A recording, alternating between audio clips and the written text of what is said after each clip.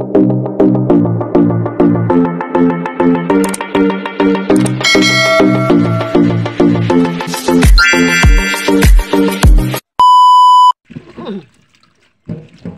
po muna natin ito. Yan. Para po mamaya is anuhin na natin. Yan po yung ulam natin tanghalian. At saka syempre, ang ulam natin ay yan, sapsap. Yan po ang ating ulam ngayong tanghalian. Yan, hugasan ulit na.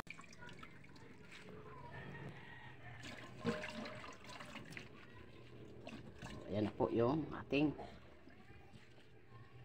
yan, yung sariwang ano. Yung ating ulilisin po natin yung ating sapsap. Pamaya meron tayong ulam na sariwang sapsap. Ating sasaluan yan. Yan mga kamidor, ating ulam ngayon. Isda. Ayan po, yan isda. Sariwang sapsap po. Sarap ito po siya. Sinabuan.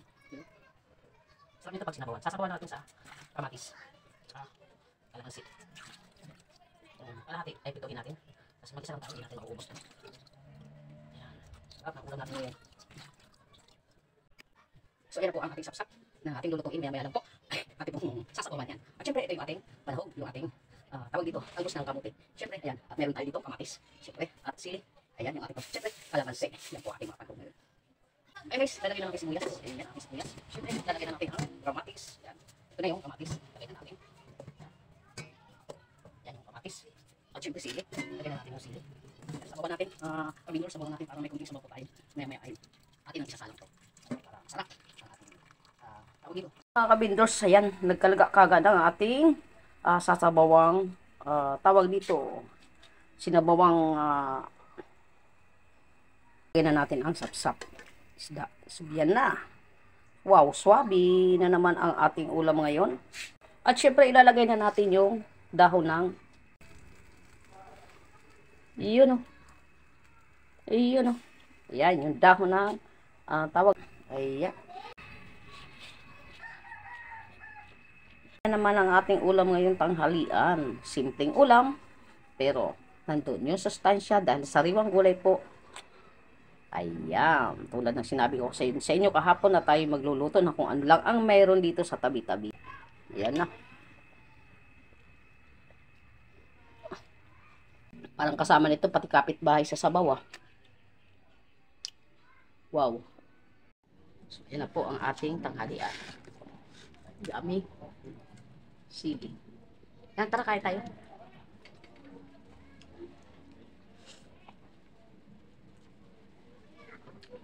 Higit sa lahat ito.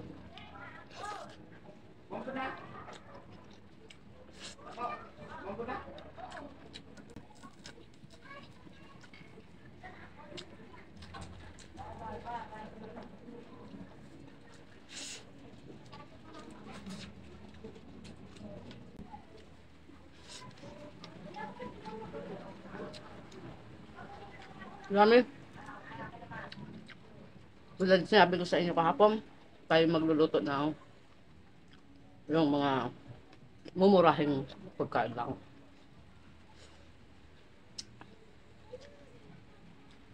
Yan.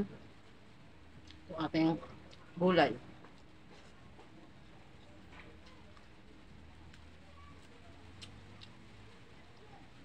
Ayan.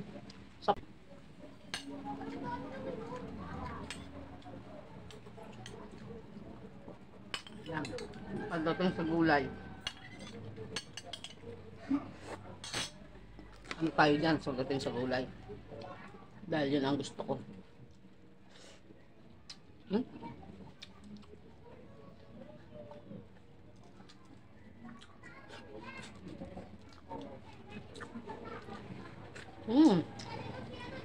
Sarap na naman. Ating tanghalian. Sabaw.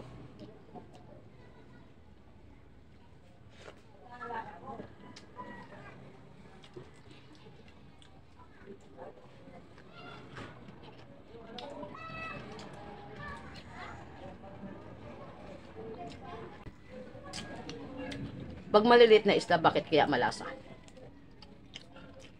Although yung lasa.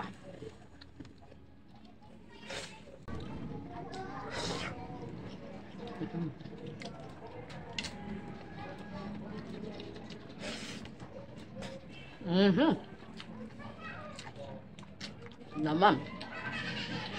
Naman.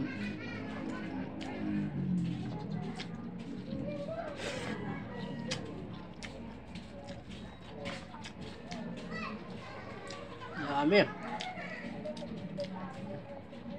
Sariwang-sariwa talaga.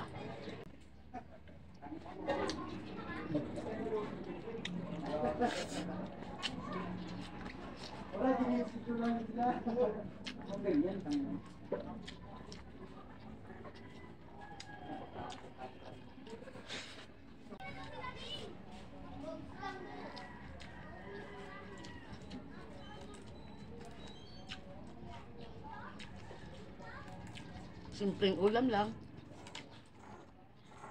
Pero masarap.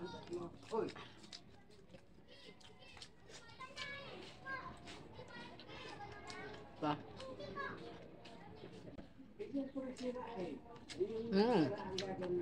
Sarap talaga.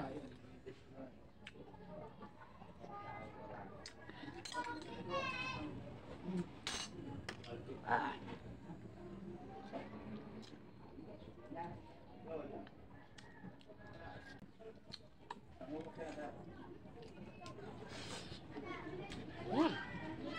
Sarap. Mga pagkain na mahihirap din ito. Yung pork stick, beef stick, ayun mahihirap din ito lang. Kontento na. So, titingin-tingin naman tayo din sa mga paligid kung ano ating maluluto bukas. So, abangan nyo bukas. At syempre, bago ang lahat, gusto mo nang magpasalamat sa inyong lahat. Maraming salamat po sa lahat ng tumatangkilik ng aking munting channel. Thank you so much po. At sa mga hindi pa po nakasubscribe, please subscribe po, share.